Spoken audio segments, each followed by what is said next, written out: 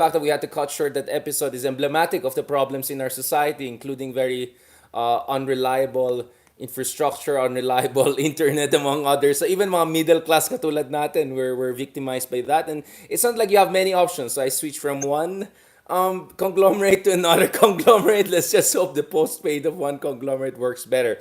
Okay, let's do this. I think nabigla kaya ata na naghanap ako ng PowerPoint, but don't worry, we can just post your studies, Oo excellent nga eh. studies, and post later. And then we can do properly next time, hopefully, when I'm back in Manila or somewhere else with a better internet. So we can do that separately. But for the purpose of today, so just to recap our discussion kanina, I ask in very simple ways, what is the good, what is the bad, and what is the ugly about the economic track record of the current administration?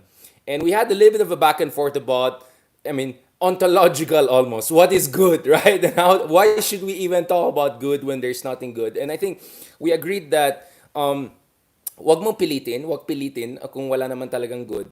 At the same time, I think for me, it was important to push back against politics or economics of cynicism. And at the same time, also look at really worst case scenarios. I mean, you're looking at Argentina and Turkey running inflation rates 80%, 100%.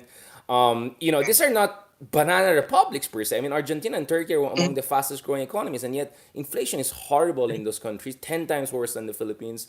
Philippines is still the fastest growing economy in the region. If I'm not mistaken, one reason we had this talk is because you replied to a post of mine when I said, wow, high growth, low quality, right? Which brings us really to the bad and the ugly part. So when I say good, I was coming from that. And I'm also coming from the fact that we're growing fastest in ASEAN in spite of not having the best governance. Which tells you a Yeah. lot about the resilience and grittiness. I don't like the word resilience, inabuso ng mga trapo yan. Grittiness and the hard work of our kababayans abroad and in the Philippines, right? So I'm just doing a recap of our previous episode, which for reasons that many will understand in the Philippines was undercut by logistical reasons. But now let's have this conversation, Sunny. So we were saying if you look at three axes, the Philippines is not doing very well. One is in terms of food inflation, which I think everyone can agree upon, including the surveys, which show that the president's having really downward trajectory. Second one is quality of employment. So it's one thing for you to have an unemployment of, I don't know, 6-7%, which is not as bad as, I don't know, 40% in other countries or 20% in other countries. But quality matters. Is this do you have security of tenure? Do you have a certainty that next month or next week or baka purong contractualization lang yan, di ba? And the third axis I was really focused on, which I think will set the tone for really our final episode today, which I think is very important, is productivity growth and manufacturing. So, Sonny, can we go one by one? Kamusta ang food inflation? We are already in the bad and ugly part, obviously. Kamusta ang employment and underemployment, especially quality of employment generation? And third, kamusta ang productivity growths? Let's look at the numbers and resibo maglabas tayo ng resibo dyan. Okay. Siguro, first to clarify, it's always nice to have this headline figures like inflation and Right. growth and all of that. But syempre, sometimes what number we're looking at matters. So halimbawa, dun sa Yes. inflation. Correct. Of course, tama ka naman. It's better to have lower inflation than faster inflation. Inflation did slow to I think about 5.9 from 5.9% ng mga October. I'm trying to look at my figures now. 5.3% lamang this Yeah. year. So slower inflation. But the thing is, it was core inflation. Headline inflation, including mga volatile food and energy products, slowed to 4.9% from 7.7%. So, pero okay yun. But the thing is, Sonny, 2 points. wait lang. Can we make Yeah. a distinction first between headline inflation and core inflation, just for people who are not familiar with it? Because it depends on which baskets of goods you're looking at before you can even make an assessment about the situation, right? I mean, pwede umakyat yung presyo, I don't know, ng Toyota Race or BMW, but that's not as as punchy in the gut as tumaas yung presyo ng bigas or ganun, di ba? So there are different ways to measure actually increase in the prices of goods. Kumbaga, inflation. Can we make a quickly distinction between headline inflation and core inflation, just for people also have technical understanding of this? Sige. Yung headline inflation has that whole basket of goods supposedly representing lahat ng spending ng average Filipino. But because there are two components that tend to be volatile sa kanyang prices, energy prices and food prices, so they have a separate figure called core inflation. So halimbawa, in October, the last data that came out, in October 2023, headline inflation was 4.9%, which is lower than, I think, about 7.7% Right. the previous year. So okay, nag-slow down siya. Pero if you put if you look at core inflation, you take away the food inflation and the Right. energy price inflation, it's actually 5.3% ang So core mas mataas. inflation, Yeah. slower than 5.9% in the previous year. So I think Mas yung mataas yung important lang dun kabila, is, yeah. headline is everything we're spending on, more or less average Filipino. Core inflation, you take away the volatile products, energy, tsaka food. Right. Ganun yun. And in a sense, of course, some of these volatile products are not also our fault. Let's say war in Ukraine, war in the Middle East, it has impact on energy prices. So my konting excuse. I mean konti because we can also talk about oil deregulation, subsidies, etc. Yeah. But that's why you can look at different measures and still it looks like the picture is not that good, right? So kahit balibalik ta rin natin headline core inflation, it's not really as good as we want. But as I mentioned, it's not as bad as Argentina, Turkey, and other countries, right? Which are even more developed than us in certain sense. Again, just to give perspective, no, so Sonny, I'm not giving an excuse to the administration. I just want to give perspective para hindi tayo sabihin ng purong nega lang mga to. Now let's go to the second part. Employment numbers, underemployment numbers, quality of new jobs being created. Okay. The thing with stats, di ba? It depends on the period you're looking at. If Right. you're comparing the latest figures, which came out for September 2023, if you're comparing September 2023 to September 2022, Right. despite the growth, there was only an 83,000 pesos increase in employment. Right. So 83,000 is that's well within the statistical margin of error. Error. It's statistically insignificant. Yeah, exactly. So if you look at September 2023 from the year before, despite the claim growth, fastest in the region, etc., that's clearly jobless growth. Okay? It gets worse if you compare the monthly employment in September to the previous month in August. Kasi despite the growth, we actually had less work in September compared to August. So kung compared to the last year, Right. lumaki ng negligible, statistically insignificant 83,000. Right. If you compare from the previous month, actually we lost 407,000 jobs. So sa amin, Oh, wow. despite the growth, we have less work. Net negative. So in Oh, itself, wow. Yeah. Wow. less siya. It's like 47.7 million lang ang work compared to 48.1 million So the month bumaba ang before. employment. Oh, wow. So bumaba talaga Yeah. siya. Ngayon, that's only part of the problem. So that's already part of the problem that there's actually less work compared to the month before. Right. Virtually no additional work compared to the year before. But it gets worse. Let's talk about quality. Trinega Yeah, let's ko. talk about quality of the work also. Not only the quantity of jobs Exactly. available. Yeah. If you look at the quality of work naman, even among those employed, by our last estimate, if you count people who are creating work, hindi siya sahuran eh. Yeah. Actually, about 45% of work in the Philippines is not sahuran. It's domestic work, it's self-employment, it's working in family farms, Right. family businesses, basically informal sector, yung mga dumidiskarte lamang. So, anong problema dyan?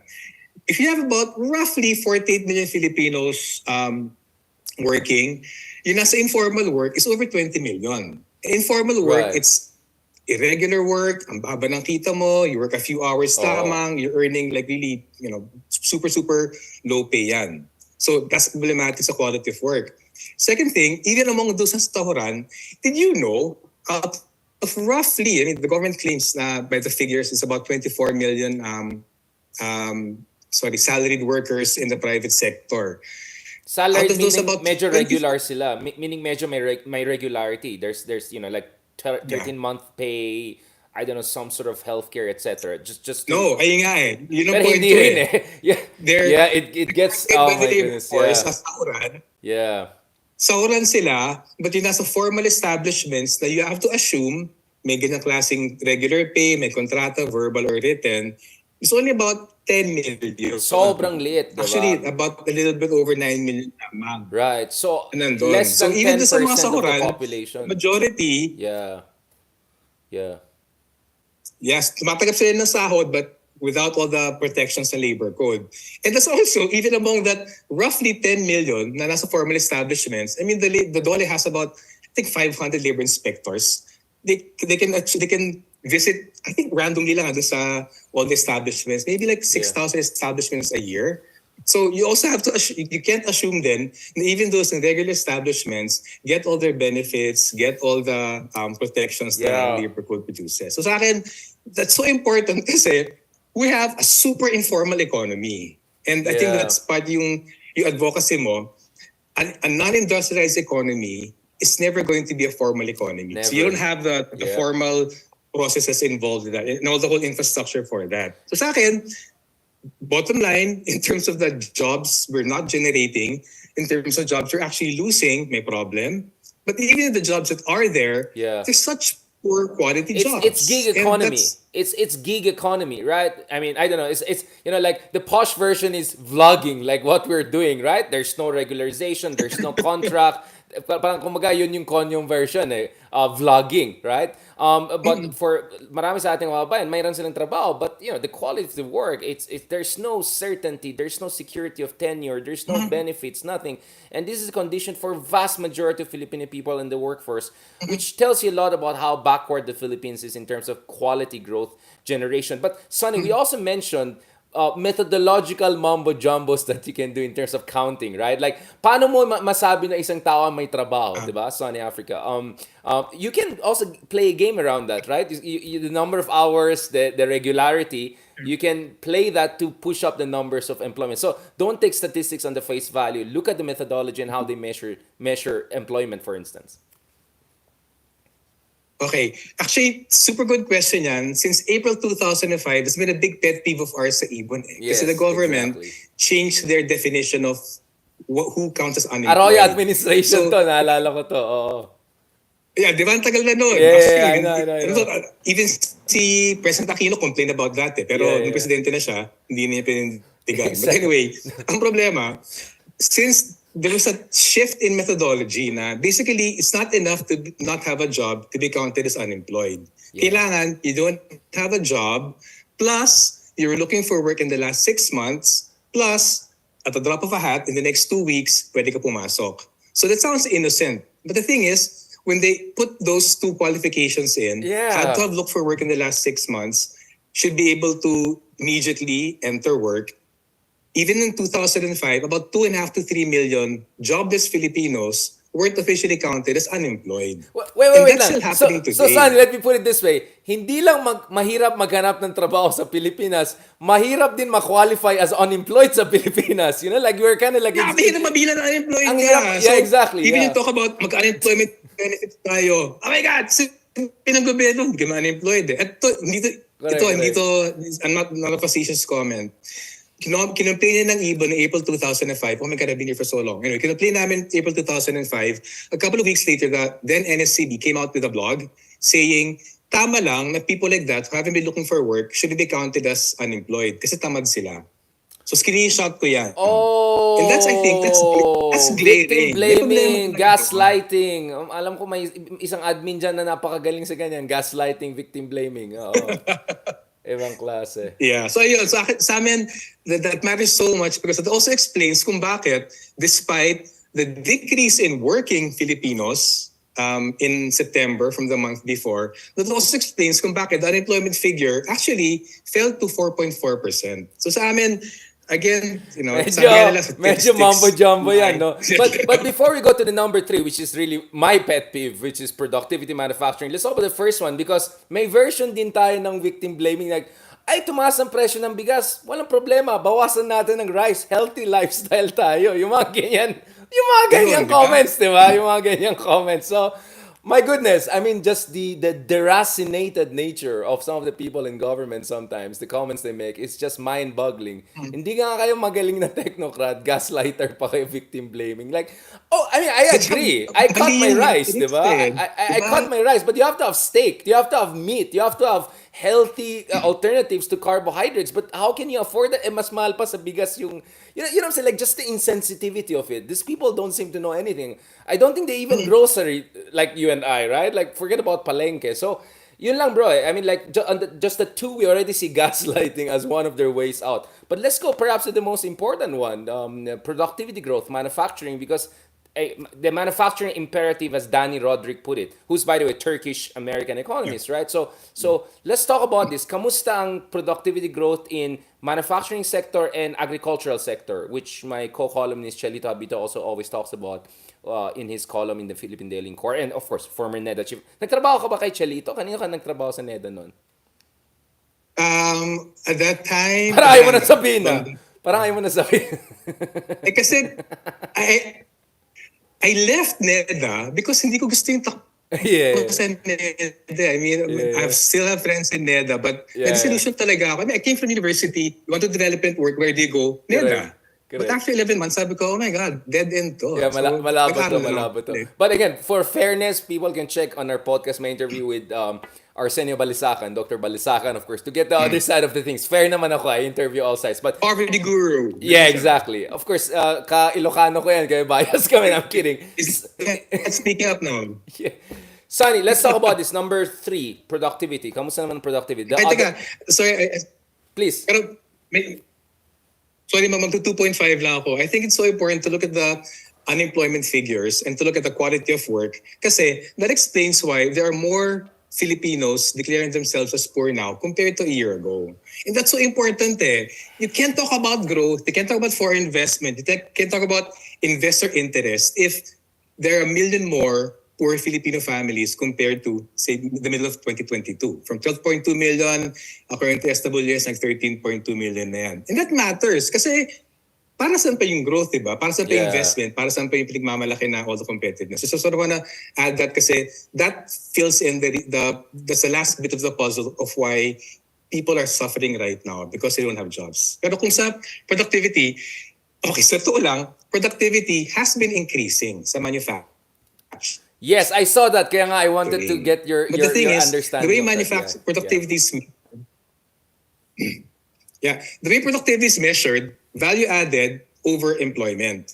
Now the thing is, did you know nabawasan ng employment in manufacturing? So parang So you can, mathematically. lots of signs of the industry. Right? Kasi the denominator, kung less, Hindi, ganun kasi yun lang, exactly. diba? You bring that one down, tataas yung isa. Yeah, exactly. Yeah. So compared to a year before, there's almost 900,000 less jobs in manufacturing. So of course, productivity is going to increase. Ganun din. From the month before, nag-decline din siya. So actually, productivity is not the right thing to look at if you want to look at industrialization. It's the size of the manufacturing sector. And I think, yung reaction ko dun sa ano mo, nega talaga ako eh. Nag-react ako dun sa tweet mo kasi it was so surprising and I double-checked to make sure na tama sabihin ko eh. Manufacturing in the third quarter is down to 15.4% of the economy, Right. which is the lowest since the 1940s. Grabe, So pre-Filipino first, it's been declining since Yeah. more or less about the late 1970s. That's awful talaga. And sa amin, that's what matters because we don't have a healthy manufacturing sector with all the upstream, downstream linkages, with all the assumptions, the intrinsic improvements in technology in terms Right. of the capacity of managing that kind of economy, the formality of having all the interlinkages from the raw materials all the way down to the putting it together and then selling it, maybe even going abroad. You will always have an informal economy. There's no other way to have a formal economy than through a healthy, grounded industrial process. But the thing is, ito yung nakakainis sa amin.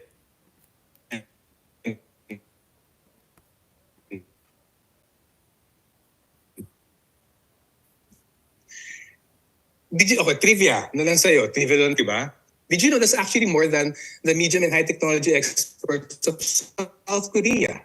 In South Korea, mga 35% lamang ang Right. medium and high technology exports nila. Even the US, about 25-30% Yeah, I like lamang. the comparative. So, Yeah. according to a certain metric, if you look at Philippine exports, parang wow, we're a high technology exporting superpower. Yeah. The problem is, it's not Filipino.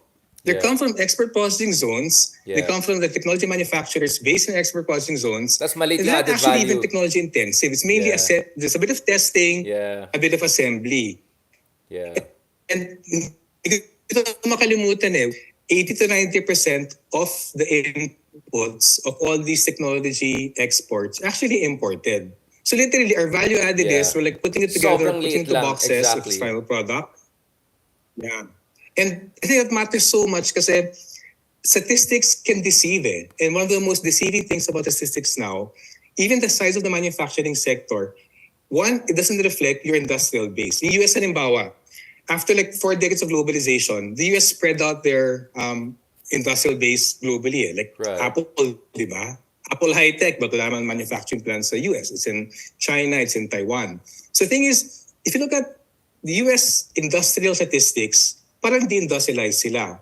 But it's Yeah. only half the story. It just says they're not in the US because they have their super long supply chains spread out across the world. Pero may flip side din yon. It also means, again, the country like the Philippines, Right. You the also have to look at the other manufacturing that side. Yeah. investments in our Yeah. economic zones, where well, not all, about 70% of our manufacturing is, they're foreign. So they're TNCs. Yeah. So nag-bloat actually yung manufacturing figures natin. Small as it is, it's actually bloated by non-Filipino manufacturers. And the thing is, that's so important to grasp kasi problematic na nga na limited manufacturing sector natin in general. Even more problematic, about 60 to 70% of our manufacturing sector is not even Filipino. It's like disconnected from the rest of the I mean, economy. Sonny, you can And it's easily like two see layer, that. parang one Yeah, layer. it's Sonny Africa. I mean, you can easily see that in the import numbers. Ang laki ng import natin ng mga semiconductors, intermediate goods, and then malaki rin export Yeah. na konting mas malaki. So, you can easily see in the numbers na konti lang inad natin dun sa in-import natin. So, you have to look at the entire, trade linkages flow, no? But again, Sonny, I think we're already anticipating the next episode on industrial policy, but I want to keep it Okay, here, sorry. Yeah. Sonny, no? If I could add a fourth element, which is the favorite of performative commercial diplomacy, yung foreign direct investment pledges, right? So, supposedly $80 billion of FDI pledges ang nakuha ng ating Pangulo in his first 8 months, 10 months in office. But actually, FDI went down, right? Over the past year. I mean, some of the numbers are crazy, close to 30% drop, depending on which quarters you're looking at and which period. So, even on the FDI Yeah. front, things are not looking good because the investors, hindi sila mapapadala sa magandang speech lang. Hindi sila ma-convince na porkit hindi na si Digong presidente maganda ng Pilipinas. Nagre-research po sila, hindi sila nadadala sa mga gandang usapan lang, di ba? Performative, posh diplomacy. You need to do more than just going to the World Economic Forum. Mukhang makuli. You wanna say something? Go Pwede ahead. ka Yeah. mag-comment dyan, Richard. Super itching kasi we hate that FDI metric Yeah. I mean, we can benefit from FDI. But just because there's FDI doesn't mean we're benefiting. Right. Trivia na lang, uli. Did you know, measured as a share of GDP, yung foreign direct investment in the Philippine economy right now is about 23 or 24%, Right. equivalent to 23 to 24% of GDP. And that's a huge increase over the last 4 decades. Did you know, yung period na economic take-off ng South Korea, Taiwan, and China, Right. FDI as a share of GDP sa kanila was 1%, 2%, 3%, Yeah, 4%. because it Even was yung more South Korea technology and Taiwan by the transfer. 80s. Yeah, it was more tech transfer Exactly. So sa than amin, FDI driven. Yeah, I know what you're saying. Yeah. or tech stealing. Yeah. Di ba? Or like, Oh yeah, tech through espionage. Yeah, corporate intellectual piracy. espionage. Yeah. Yeah, ang bait mo transfer, para ano yan, enforced transfer. Yeah. But sa akin, that's so important kasi even ako, I have a hard time complaining about less investment. Kasi it's not about less investment is better, less investment more. It's about ano nakuha natin with what Yeah. investments there, whether malaki or hindi. And super good example sa amin, how South Korea, Taiwan, China, sa totoo lang, the last great industrializers in the last 30, 40 years, they had such a small reliance on FDI. They Right. focused on building domestic capacity. Sa akin, unless our economic managers, unless the public gets over this obsession with FDI as a metric of success, we're not going to treat FDI the way it should be treated, which is contributing to national economy, not just giving to them. Last point na lang, kasi yung salaga ako sa kanila Intel, di ba? Intel was in the Philippines for about 35 years. Their Right. second overseas plant was in the Philippines after Malaysia. At its height, $1.5 billion in investments in the Philippines, the biggest foreign investor at that time, exporting at their peak about five almost $6 billion Right. worth of semiconductor exports. when they packed up in 2009, what semblance or what shadow of semiconductor capacity did we have? Nothing. So alam mo yun, for decades, they had all the nice figures, the investment coming in, the exports going out, even the jobs being created, parang 3 or 4 thousand jobs sila. But when they left nothing behind. Sa akin, Yeah. that's so important na may lesson na tayo eh. So, Yeah, I think sorry, Sunny I'm rambling. right. No, no, no. This kaya nga parang ano lang. I know you're excited, but let's keep it for a different episode. In fact, there's a term for that by Yoshihara Konyo, the Japanese economist. He called it technology-less industrialization because you're over relying on FDI and just assembling what's coming out. We can discuss that. So I'm keeping the ammunition dry for that. Now, let me go to the Sorry. no, no. It's okay. So I think this episode is essentially the economic track record under Marcos. So let's have a short episode on what's wrong with the what is the role of technocrats in the Philippines? Because we usually let them scot free. So I want to have a discussion on that because I think that will perfectly set the tone for the discussion on what should be an industrial policy strategy for the Philippines. Maraming salamat, Sunny. I really appreciate that. Thank you very much. Okay, now let's go to the next one. Okay, I just got Richard, nakainis na. I haven't thought about this in a couple of months na. Nainis na ako ngayon. wait lang. Okay, record na tayo. Nakapagod ka. Okay, Sunny Africa, thank you for joining us again. This is it. All right, I think nag-warm up tayo after some technical difficulty. Let's talk about this. Now, in the Philippines, political discourse, social discourse, media discourse, whatever, even academic discourse sometimes, always two groups are blamed for everything that went wrong in the Philippines, more than usual, right? Trapos, political dynasties, and oligarchs, big conglomerates controlling the commanding heights of the economy. Okay, to a certain degree, I agree with that, right? Indeed, that we have but one of the things I noticed is that people don't talk about the role of technocrats in overseeing the Philippine economic management. Because if you have competent technocrats who know what to do, what's best for the country at a certain period in time, in terms of the ladder of economic development, then you're gonna have Korea. Then you're gonna have Taiwan. I mean, not that's why I never believe in that comparative advantage, whatever traditional economics, because Korea had zero shipbuilding industry when they started in the 50s. They had to send people all over to Scotland. Let's go even further back. Japan had no real manufacturing to talk about. It was a feudal country in the 19th century. It took them 20 years of civil war and all to become a new modernizing country. So they all created their comparative advantage from scratch. And in fact, in the previous episode, we discussed how on China, I slightly disagree because later on China became much more FDI dependent, but thanks to corporate espionage and all, medyo nabawin. But definitely South Korea and Japan, we have a lot of example, a lot of data that shows they were able to industrialize with very little FDI because they force technology transfer. Okay, I think I like how you made me less politically correct on this. So they build their own brands. That's why they can talk about Toyota, Hyundai, all of these big brands that we know. Here in Southeast Asia, we have had a lot of growth and development, but it's not inclusive development. We don't have our own brands. Like, tell me a single Southeast Asian industry that is globally competitive in the high-end industries. I can only think about Vietnam's VinFast kind of getting there, but even that we can have a long discussion about how performative it is. So all I'm saying here, Sunny Africa, is it looks like we do not really hold our technocrats to the same scrutiny level as our trapos and oligarchs who clearly have come very short in terms of management of the country. Because in my opinion, the technocrats may not be as powerful as political dynasties or oligarchs. They don't have as much money, perhaps. They don't have as, although some of them may come from privileged background, but they did have a role in preventing the Philippines, perhaps, or not pushing the Philippines in the right direction in terms of adopting the right policies, which we'll discuss more in the next episode, trade and in industrial policy. So I want to go back to this because you work in NEDA shortly. You have had interaction with the Filipino technocrats, very smart people. With my good friend Lisandro Claudio the other day, we were discussing how actually people like Jokno, for instance, once they were out of government, they would say things that you and I are about to say, but once they're inside the government, suddenly something else is happening. So there's something with the bureaucracy.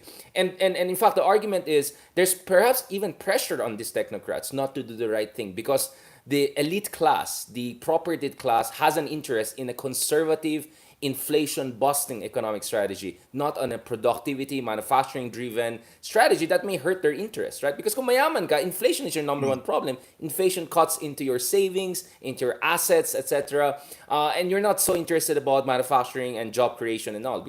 So, having said that, I'm just framing where I'm coming from, Sonny. What is your take on this? To what degree are the Filipino technocrats and our, grand economists who talk about corruption? I mean, corruption is a problem, but the corruption was a problem in China, Malaysia, Singapore. I sorry, in Taiwan, all of, South but and Korea, yet they still Taiwan. grow. So you cannot blame corruption. There are levels of corruption, and there's also efficient corruption in the literature, right? You may have corruption, but high growth still. Us, high corruption, not much of high quality growth. What's the role of technocrats here, Sonny? Hey, okay, technocrats, the pinaka-manifestation of their work, of course, are all these development plans we've had. Since about 1947, after independence, we had the Baser Plan, the Hibben Plan, made by American technocrats. And then since then, series of so many plans transitioning to Filipino plans, Quaderno, Yulo Bell, all the way to the current Philippine development plans. So the role of technocrats in the abstract, they should be the ones framing how the economy runs. Right. But what has been the problem in the Philippines? Technocrats, we're the first American technocrats doing our first development plans. Unfortunately, even to the present, even through the supposedly nationalist Right. Marcos administration, the first Marcos administration, a coherent vision of economic nationalism. They also Right. actually never had a coherent vision of Philippine national industrialization. So the potential role of the technocrat never manifested into development for the Philippines because they never actually framed economic policy in the right sort of way. So parang sa akin, the problem actually even got worse. I mean, you kind of assume, diba, as time progresses, people learn, people Right. become more reflective, they learn from the mistakes. Actually, the irony is, in the last 40 years, despite a long negative experience with failed development plans since 1946-47, actually things took a turn for the worse. For some reason, economic management was viewed as parang taking away protectionist Right. policies, taking away state intervention in the economy, taking away how corrupt, inefficient public officials intervene in the economy. Now that was a problem kasi if they even had a semblance of looking at the economic history of any development country in the world, as in Yeah. whether talking about US, Western Europe, or looking at the kind of more recent advances Yeah. under socialist Newly country, industrialized countries, late developing countries, that whole is or yeah, that whole even cabal. South Korea, Taiwan. Yeah. Right. Right. But sorry, to put it bluntly, economic policy shifted from what should the state do to just what should the state not do. And that has, I think, had been the most damaging 40 years in Gets. Philippine economic history, where we are actually right now continuing history. Instead of Right. building up the capacity of the state to build domestic industry, to build our social services, agriculture, and the rest of the economy, instead of building the foundation, it's all been about no. Just take away anything that gets in the way of the market. They let the market decide what economic structure we have. In that sense, they've been successful. Their textbooks told them, unleash the market. What comes out sa kanila, there was a conclusion. That's the kind of economy we should have because of what the market says. That's where we are right now. That's why manufacturing has fallen. That's why agriculture stayed backward. That's why we're a bloated, informal service economy.